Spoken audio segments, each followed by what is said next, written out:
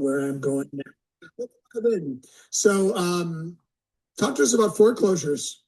Yeah, so this article out of Housing Wire going through and foreclosures, the filings at least are accelerating in the early parts of 2026.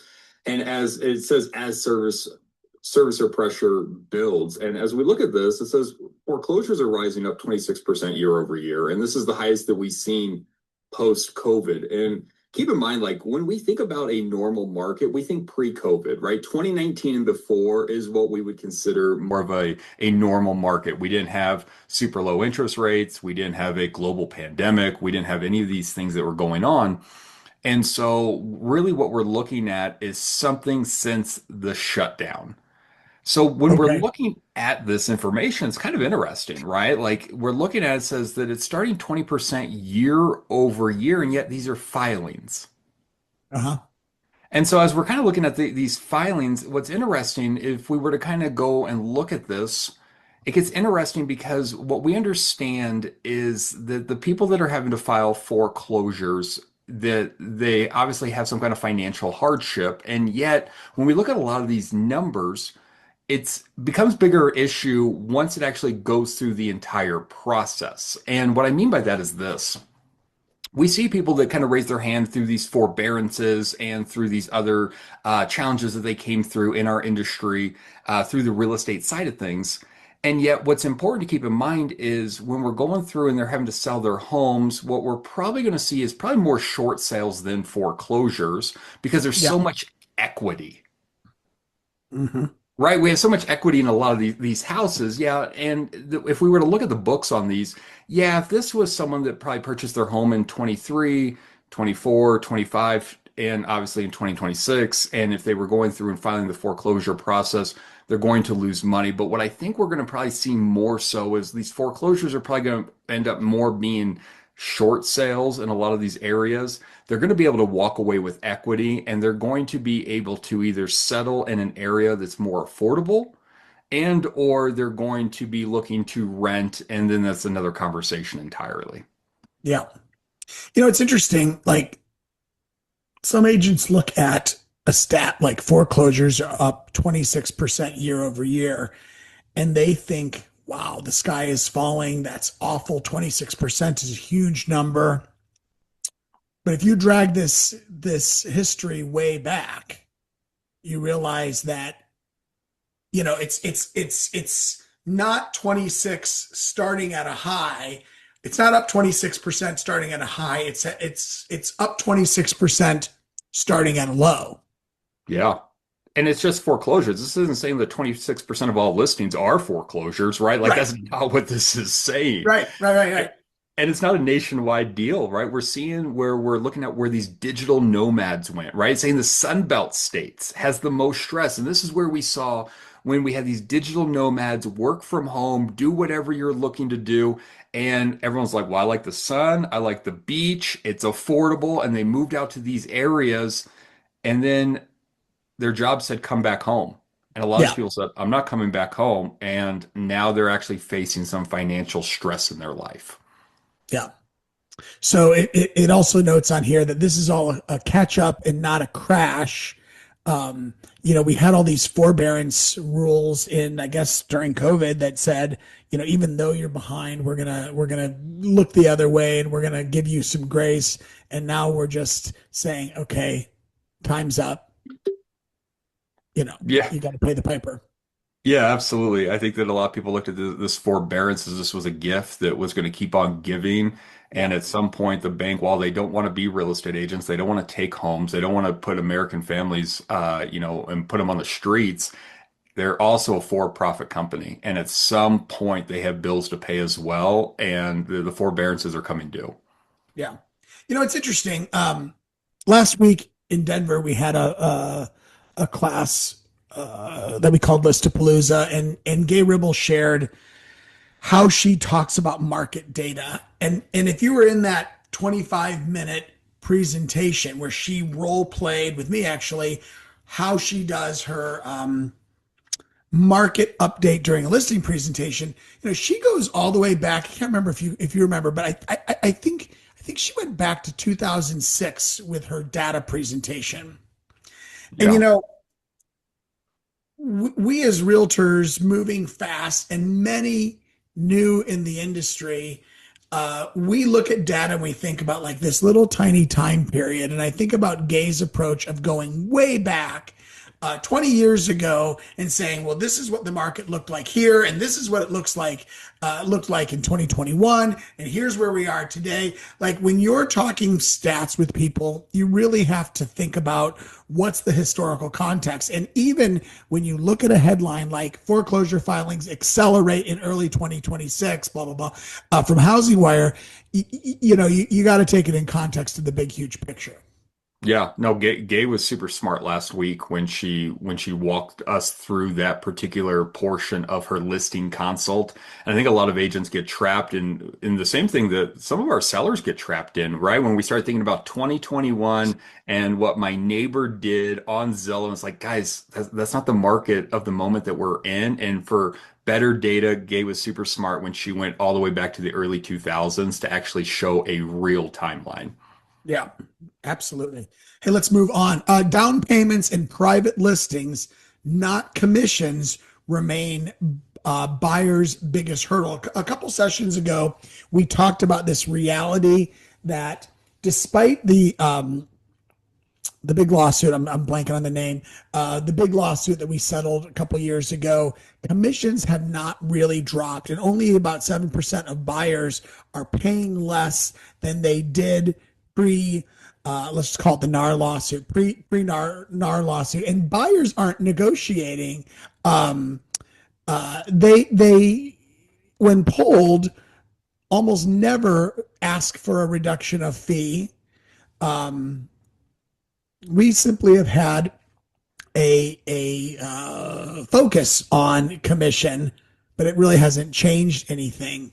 What else do you see in here?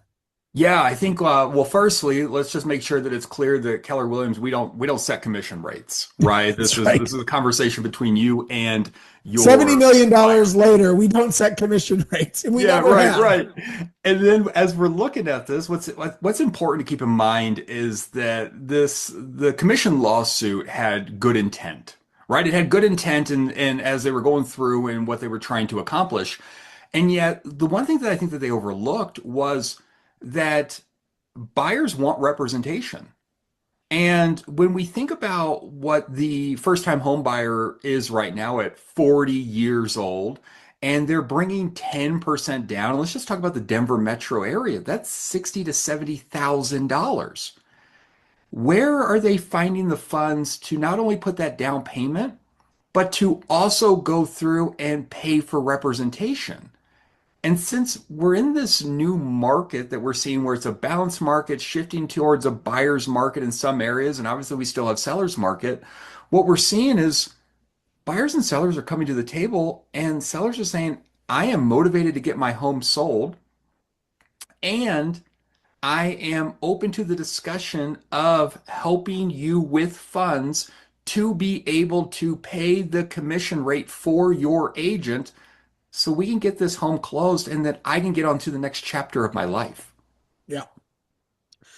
So commissions aren't the problem.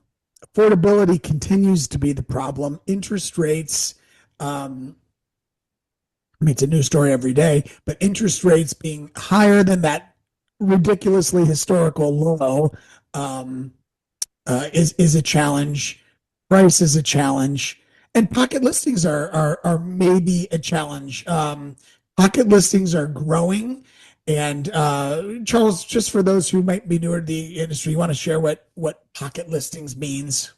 Yeah, what's interesting about that pocket listing conversation is that while we don't have this slide up today, there was a I think a Nine News article that came out over this for the Denver Metro, and so definitely Google that and look that up, everyone. But yet, what a pocket listing looks like is that I have a relationship with a seller, and maybe I have a relationship with a buyer as well.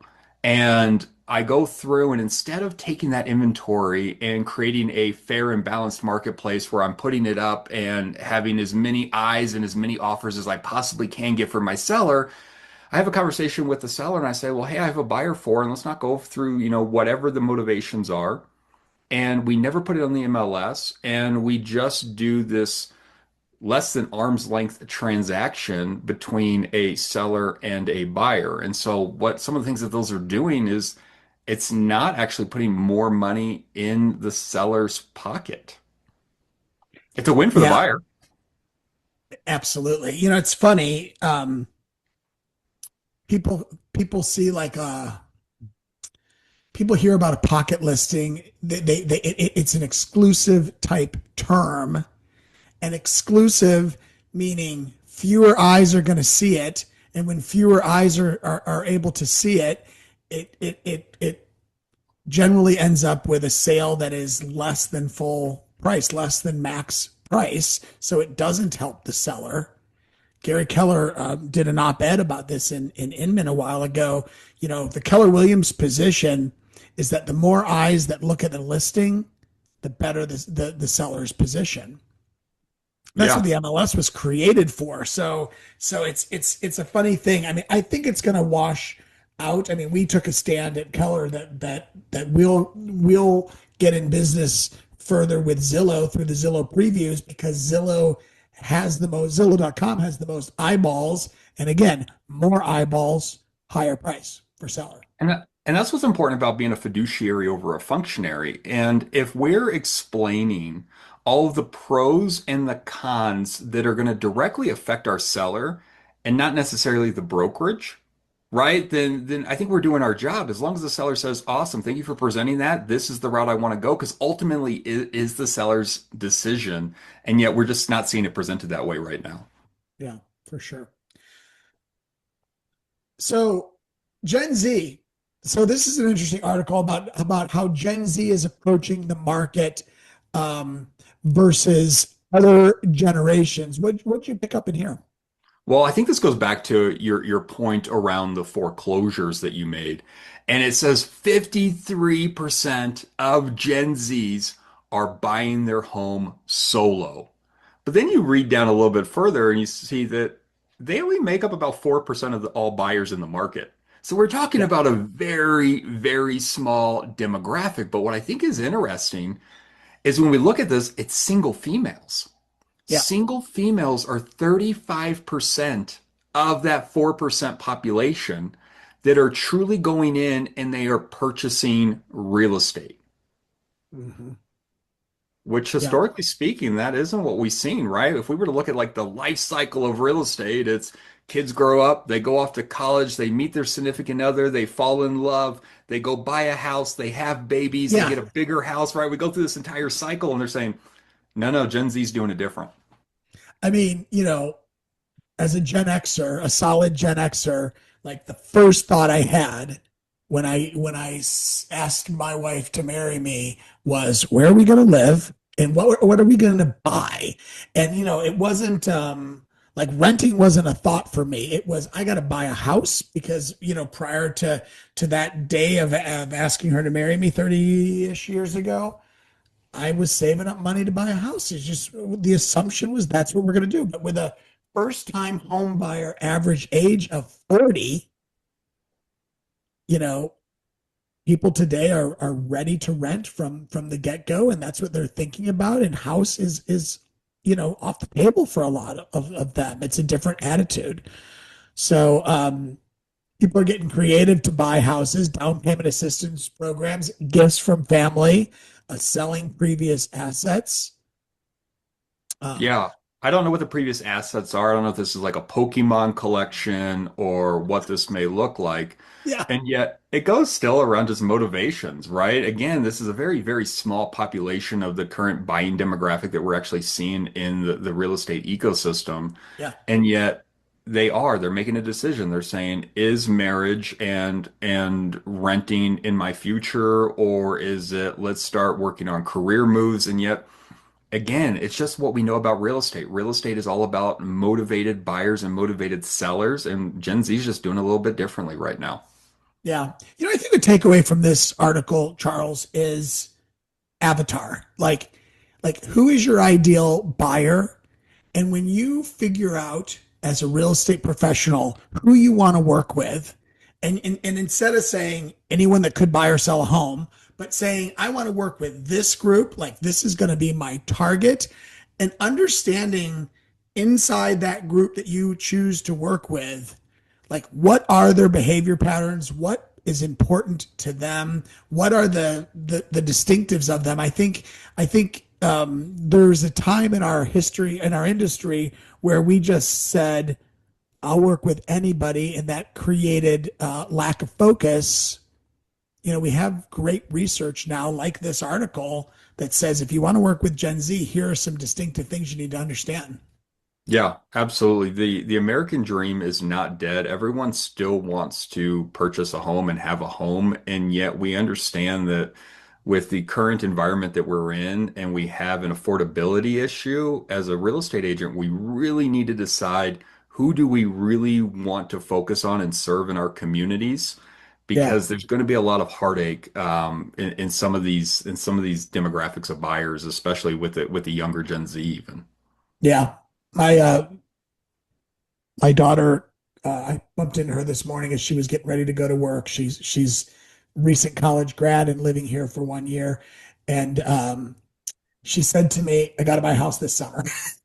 I'm like, "Okay," and she's about to Yeah. get engaged, and and I said, "Well, have you talked to your future fiance about this?" And she goes, "He doesn't want to buy a house," and it's like it's this article, and Yeah. now she knows some things about what's in her bank account that he doesn't know, but like she's ready to go and on it, and I think it's this. So, Yeah, absolutely.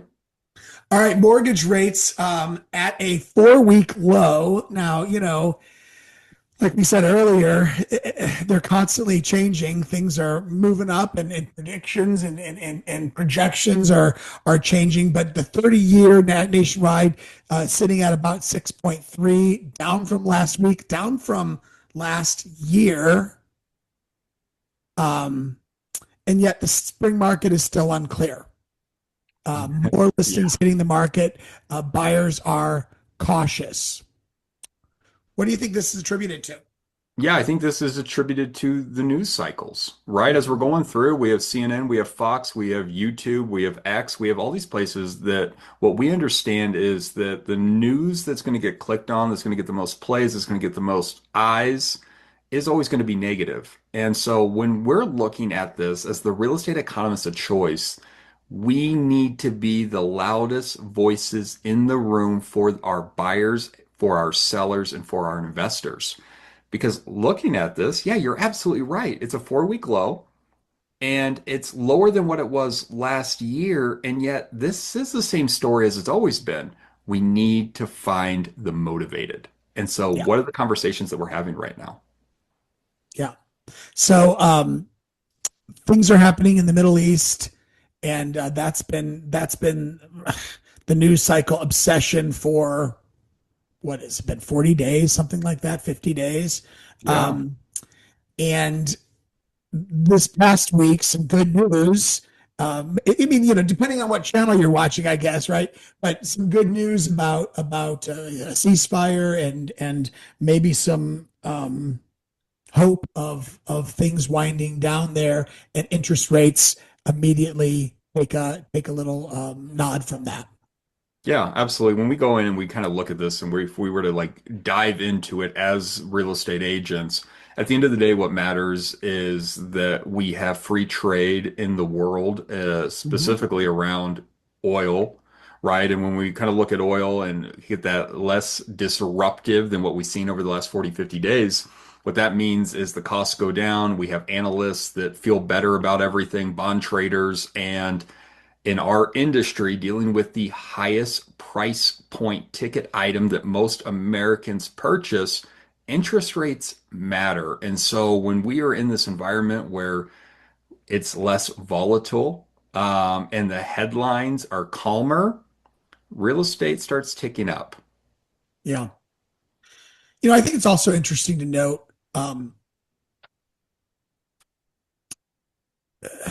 when you're surveying analysts and looking at what they're putting out. I mean, this was Marianne McPherson on the 16th of April. inflation is still a problem, sitting around 3.3%. Um, you gotta take into context that this is one person's opinion. I mean, I don't know, is 3.3% inflation, like, does everyone agree that it's still a problem? It's certainly down from where it was. It's maybe a little up from recent days, but I think we have to take all these things in context. Yeah, I think it's within the margins for the Fed's dual mandate, right? When their Fed's looking to where they want to keep inflation and keep unemployment levels, I think we're pretty close to the bullseye right here. Yeah. I mean, I think of the bullseye as like what, 3%, 3.1%. We're at 3.3. We've got a little surge in gas price lately, but even that's starting to come down again. I don't know. Just just thoughts. All right, last article. Who's controlling the market? Baby boomers um, dominate the market as first-time buyers hit a record low. Scary, sad. Um, Boomers are 42% of buyers and 55% of sellers, and really are in control of both sides of the deal. First time home buyers are only 21% of the group. And we said the average age there was 40. I actually heard 41 um, from one analyst recent. It's the lowest on record. It's kind of tragic. I mean, it's challenging for the industry, but it's challenging for people. What are your thoughts on this? Yeah, I think that it kind of goes back to the conversation that we've been having this whole day today was that we have inflation, we have higher interest rates, there's an affordability issue. And so when we look at a 40-year-old being a first-time home buyer and they are trying to save up to 10%, and again in our market, 60, $70,000, and we look at a baby boomer who has more equity, they have more investments, they have different things that they can liquidate and different levers that they can pull. I don't Yeah, think this doesn't make sense. I think that it absolutely hunts. And you're absolutely right. It is tragic that the American dream is being pushed down the road further, but it's still not being abandoned. yeah. So going back to that Avatar discussion, boy, when you look at stats like this, it says, how can I get in on some of the boomer market? Even Yeah. if you're a newer agent, a younger agent. I think of this guy, Will Van Wickler. And, he was out in Denver. I don't remember when it was, Charles, June or something of last year, June or July of last year. And Yeah. he's that guy who got in, he read the MREA book, Millionaire Real Estate book, when he was 19. He got inspired. He dropped out of college and he became a millionaire real estate agent in like 18 months, meaning his GCI was over $1 million. And Yeah. his play was to send a golden letter to boomers. And you think about like how you push the easy button on real estate. Like he found boomers, and I don't know if you can see my cursor. He found boomers with cash and boomers with equity, and he sent them a letter, and it said, "Would you be interested in selling your home?" Knowing that 55% of sellers are in this category, and those are the people he targeted. And I don't remember the number of homes he sold in his first year, but it was a ridiculous number. Um, but he's playing the generational game, and it's smart. Yeah. He sold at least enough homes to earn $1 million in GCI. And yet Yeah, it's one of those things where he didn't let the news cycle go through and to deter him. He looked out his window and he says, "Oh, look, there's houses. I sell those. Now yeah, let me go through and find an area that I want to sell in." And he just started reaching out to where the inventory already was. yeah. So interesting. There was also a note in this article about multi-generational living and how it's on the rise. Um, I remember talking to this guy in Italy. Italy was one of those countries that was late to the mortgage game, and this guy is a successful jeweler. He lives in Florence, and I remember him telling me like 20 years ago that his household was his grandmother, his parents, he and his wife, and one kid.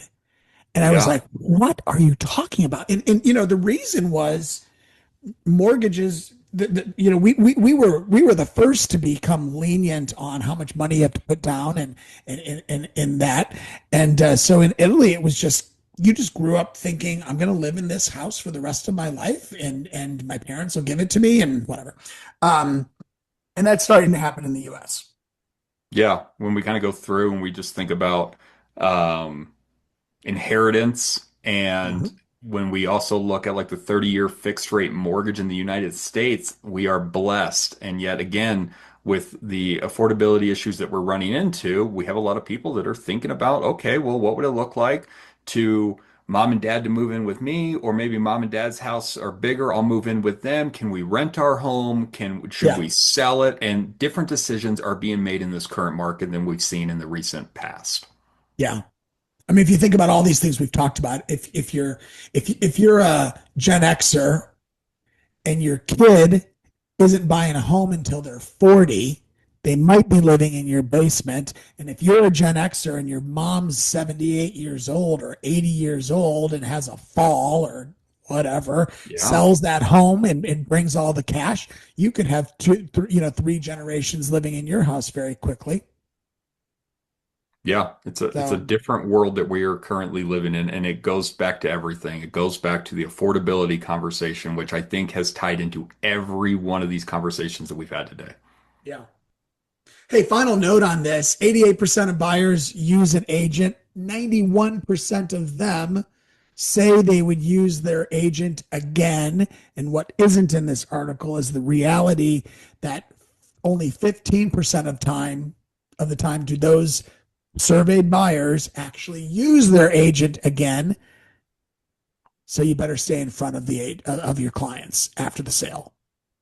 Absolutely. It's our job to make sure that we are still in emotional proximity to our clients when they're thinking about transacting business, because that slide just showed us they want to do business with you again. Yeah. So talk to Charles, attend one of his classes, put your smart campaigns, smart plans together for after the sale, and make sure that you are touching those people because 7 years from now, they're going to choose somebody to work with. You want it to be you. Charles, hope you have a great Absolutely. week.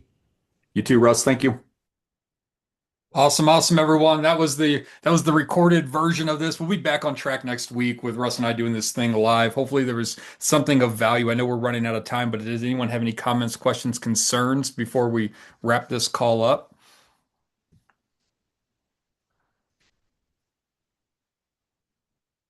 I don't- There it is. There it is. Awesome, everyone. Have a great rest of your week, and we'll see you next time. Bye, everyone.